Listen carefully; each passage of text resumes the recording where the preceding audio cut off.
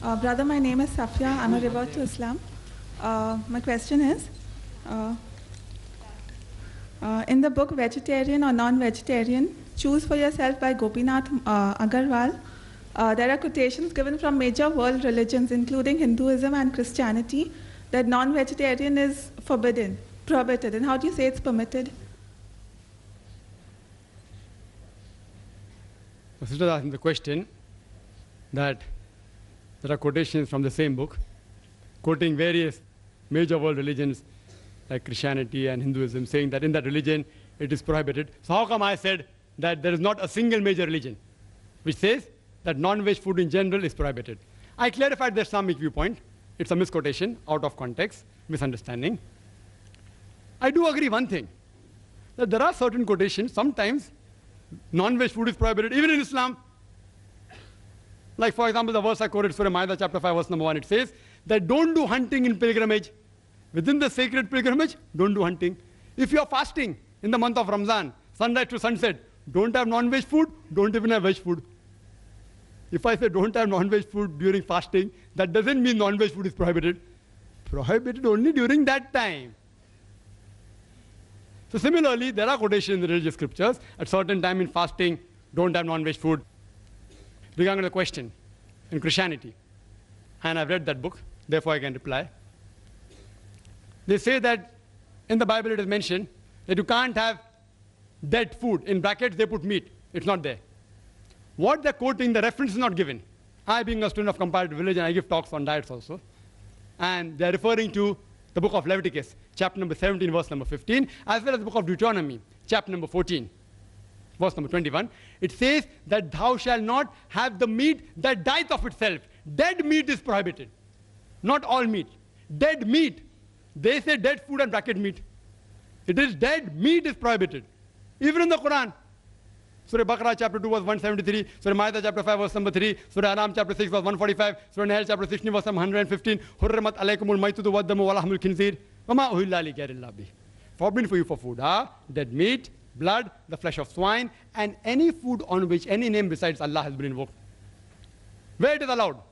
If you read the book of Genesis, chapter number 9, verse number 2 and 3, it says that they will fear you, they will dread you, all creatures of the earth, all fowls in the sky, all creatures that liveth on the earth, as well as all the fish in the sea, they shall be delivered to you.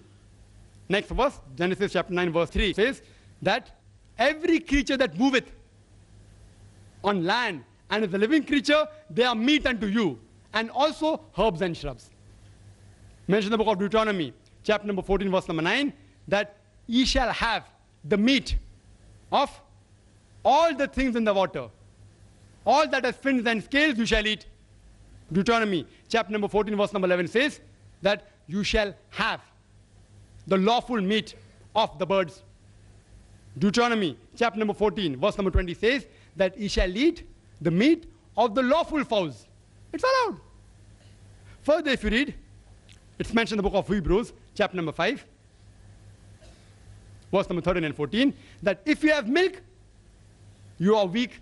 If you have strong meat, you are powerful in reasoning. Bible says that, not I. In the Gospel of Luke, chapter number 24, only quotation, verse number 41 to 43, Jesus Christ, peace be upon him, goes in the upper room, and he says, have you any meat to eat? And the disciples gave him a piece of broiled fish and honeycomb, fish, and he ate before them. Jesus Christ, peace be upon him. In the book of Romans, chapter number 14, verse number 2 and 3, it says that one who believeth in eating all things, he can eat. Those who are weak, they only eat herbs and shrubs. But anyone who eateth should not insult those who eateth not. And those who eateth not should not judge those who eateth. This is law of God. Hindu scriptures. If you read the law of Manu, chapter number 5, verse number 30, it's clearly mentioned that the eater can eat any creature that lives, even if he eats every day. A creator created some creatures to eat and some to be eaten. Laws of Manu, Manu Smriti, chapter number 5, verse number 31. It says that if you eat in a sacrifice, this is the law for God. Manusmriti chapter number 5, verse number 42. It says that a twice born.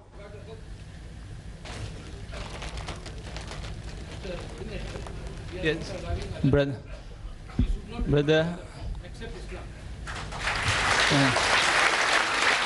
No, please.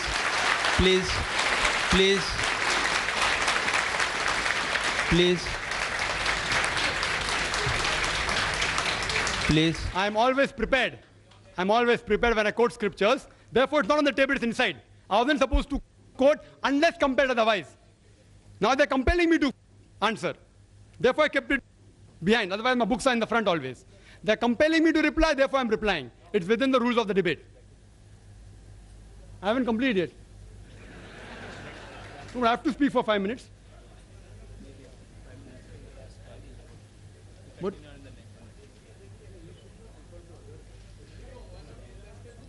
We would request anyone not to disturb in between. Yes, please don't disturb. The question. And you can say, who's disturbing? See, we'll allow another 20 seconds, because this wastes time, and then my time is up, I will stop the speaker.